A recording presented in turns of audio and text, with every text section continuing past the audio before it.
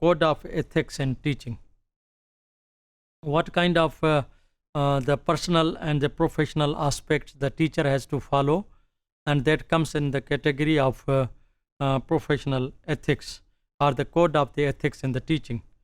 And the teacher has to follow the certain codes given by the institutions, or one he has got through the trainings while acquiring his or her knowledge. Ethics plays a very important role for the students, colleagues, administrators, and the community at large, because the teacher has to interact with the different stakeholders and the different personalities of the persons, and for every person or every stakeholder, the teacher has to demonstrate different codes of the ethics. Some are the similar, some may be the different. So these are important things. The teacher has to be very dedicated, and to, like as mentioned, that they should have to the role model to following the code of the ethics. And this, in this way, he would be promoting the equality and the motivation through the justice among the students.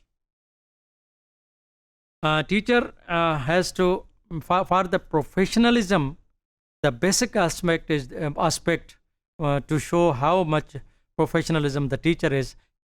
It depends mostly upon the level of the code of the ethics the teacher is possessing. It's critical that the teachers begin to reflect on their own beliefs and consider whether the ethical responsibilities of the teaching align with your personal belief structures or the values. This is important. Your behavior, professional behavior, your professional disposition, your professional skills, how much and to what level they are based on your personal qualities, personal traits. This is an important aspect. And for professional code of teaching, code of the ethics in the teaching is dependent upon the many aspects, and one is the moral development.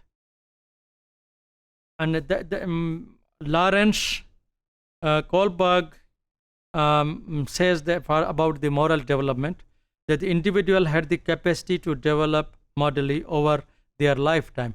It is not one-time acquisition or the possession of this type of the traits. This goes on with the span of the life. With the passage of time, the moral development grows and goes on.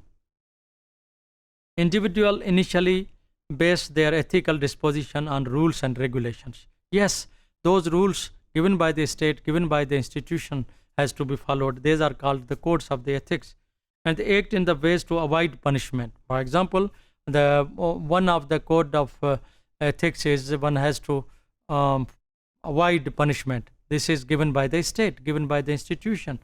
An individual develop morally, they may eventually reach the stage where their actions are based on universal principles of the justice and respect of the human life. Though one is working individually, behaving individually, but his or her behavior and the behavioral traits are based on the universal values. That is expected. Coral Giljan has a own view, and she has given own view, and according to her, that the action are not solely guided by the consideration of the universal justice, but by the views of caring.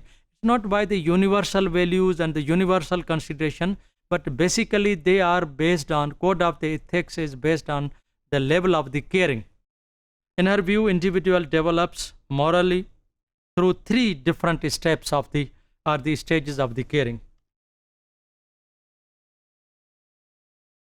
Number one, initially base their ethical decisions on how these decisions care for their own needs, how I meet my own needs, and what are the ethics aligned with those needs, and which are guided by how their decisions care the needs of the others. On the basis of my decisions, how I am taking care of the others, and consider how their decisions care for themselves and others, and how they are my needs, my care, and for how I am taking care of making the decisions of the others, and how the others are taking care of the needs of the further group of the peoples, etc. So these three levels of the needs and the care decides the code of the conduct or the moral code of the teachers in the teaching. Moral teachers should be motivated by a universal respect. Yes, what is the universal rules and bylaws the teacher has to follow about the care, and in terms of the caring, in terms of the principles of the caring. The teachers have fiduciary, like a trustee. Teacher is the trustee of these things, of the teaching of the students, of the profession, etc. It is his duty to act in a way that it is in the best interest of their students. Definitely, the students are being taken care of. It is being taken care of properly. It means the teacher is another way following the code of the ethics and the morality of that profession. The teachers stand in fiduciary position, in the trustee position, the custodian position in relation to their students. And the teacher is inherent. The teacher's inheritance are these things are become the inherent in the fiduciary relationship, and which is an imbalance of the powers, and how the teacher has to care, to what extent has to care, where the students place their trust, confidence in the teachers, who are responsible for caring for their students and respecting their needs. This overarching responsibility of the teachers provides an ethical standards of the professional practice to which the professional educators must abide, and has powerful practical and legal implications for their personal and professional lives. What are the rules? What are the punishments? What are the violations? What are the exploitations? If mixing or overlapping the personal and the professional life, these to be in the cognizance of the teachers. The teacher's role is important. Teacher has been considered as the role model of the teachers. So teacher has to more role models in the to show the role models through the pedagogies, and the ethical lessons are the